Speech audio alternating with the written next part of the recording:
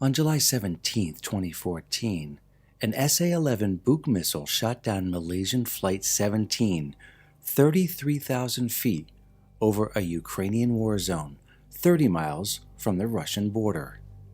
Within 30 minutes, the Ukrainian government blamed the Russian-backed Ukrainian rebels.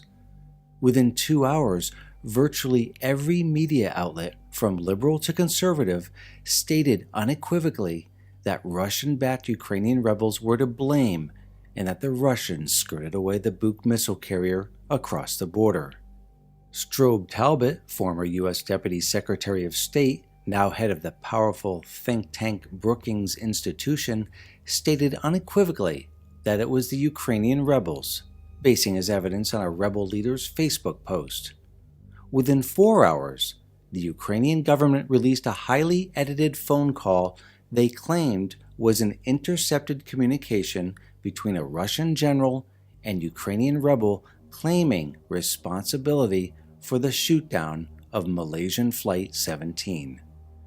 Before the bodies were even found, Hillary Clinton, who was ignorant about what happened to 4 Americans in Benghazi for weeks, blaming an obscure internet video, also quickly blamed the Ukrainian rebels and within hours put together an interview with White House talking head Charlie Rose to point the finger at Russia.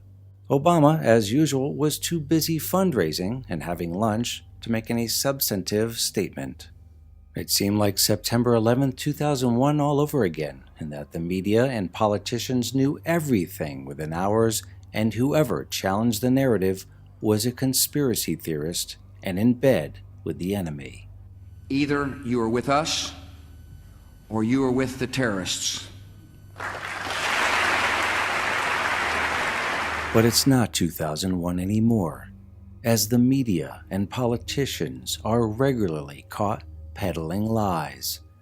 It was the CIA front group, State Department-funded U.S. aid, and George Soros's front groups that bankrolled the so-called Euromaidan mob that overthrew the previous democratically elected Ukrainian government of Viktor Yanukovych and installed billionaire bankster Petro Poroshenko as president. And the so-called proof that the Russian-backed rebels were behind the shootdown, touting a YouTube video of an intercepted phone call between a Russian general and a rebel leader, was actually created the day before MH17 got shot down, per Infowars.com. All right, Paul Watson, we got a minute and a half left. I know you're working on a lot of big stories right now at Infowars.com and PrisonPlanet.com. What else is coming up? Well, another major issue is the fact that within an hour of this shootdown taking place, Ukraine came out and said, we've got bombshell evidence that implicates the Russian government. And so people were asking, okay, what have you got? You know, radar recordings, satellite imagery. Turns out they've got a YouTube video, which is this alleged separatist commander speaking with a leader of the Russian armed forces, basically admitting that they shot down the airliner. Problem is, the Ukrainians had already intercepted communications from the same people, allegedly, over a month before. So they knew that the communications were intercepted. The Russians, the separatists, made no effort to encrypt the communications. And this is the same globalist, remember, the same globalist that had Syrian Danny. Remember him? Yeah, but the big aspect of this is you actually download the video and look at the video encode timestamp. And this is not like Facebook pages that can be created before, renamed later. This is the actual time the video was created in the file, and it was the 16th. It was the day before the airliner was even shot down. Oh, they had it all ready and prepared. It was all ready to roll. The Brookings Institution, along with its ugly stepsister, the RAND Corporation, backed by the same corporations that bankroll the media, pushed both the Democrat and the Republican administration into endless wars to make sure the trillions of dollars continue to flow into the military-industrial complex so they can't be trusted.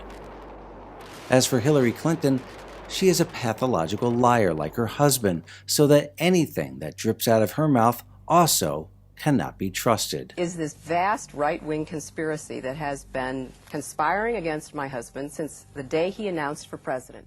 The mainstream media has lied to us for 6 years about the so-called American Messiah, Barack Hussein Obama.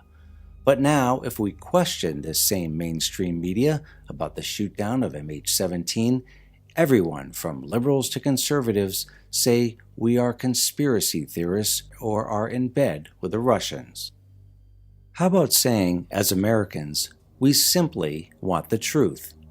No one seemed to notice that the FAA, the EU, and especially the Ukrainian Aviation Service and Ukraine's National Security and Defense Council had banned all commercial flights over this particular rebel-held area, the Ukrainian separatist self-proclaimed Donetsk People's Republic. So why MH17 was even in the area is unclear. Even the mainstream media had to admit that MH17 was off its normal course.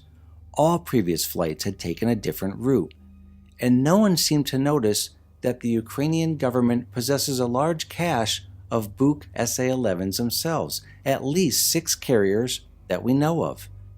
And we know there was at least one Ukrainian carrier seen in the area at the time of the shootdown, alleged to be driving around missing one of the missiles. And the Ukrainian government has refused to release the air traffic controller recordings and refused to address whether they had fighter jets and Buk missiles in the area as evidenced by Russian radar and satellite data.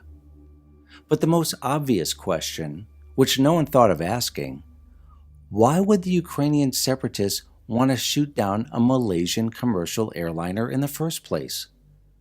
Libertarian giant and former presidential candidate Ron Paul addressed these anomalies in his July 20th article, What the Media Won't Report About Malaysian Airlines Flight MH17, but the mainstream media was too busy calling him a traitor and conspiracy theorist to actually read his article.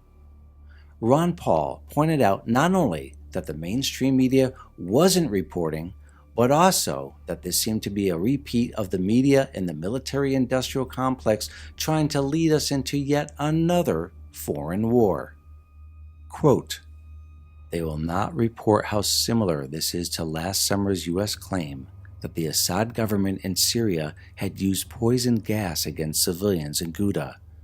Assad was also gaining the upper hand in his struggle with U.S.-backed rebels, and the U.S. claimed that the attack came from Syrian government positions.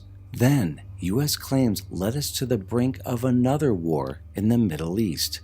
At the last minute, public opposition forced Obama to back down, and we have learned since then that U.S. claims about the gas attack were false." Is this a repeat of the invasion of Iraq, where evidence of Saddam Hussein's WMDs were manufactured in order to justify trillions of dollars and thousands of lives of American soldiers? Is the mainstream media and military-industrial complex preparing the public for a U.S.-led NATO invasion of the Ukraine, an invasion of Russia, which would more than likely lead to World War III and thermonuclear war? Let us hope not.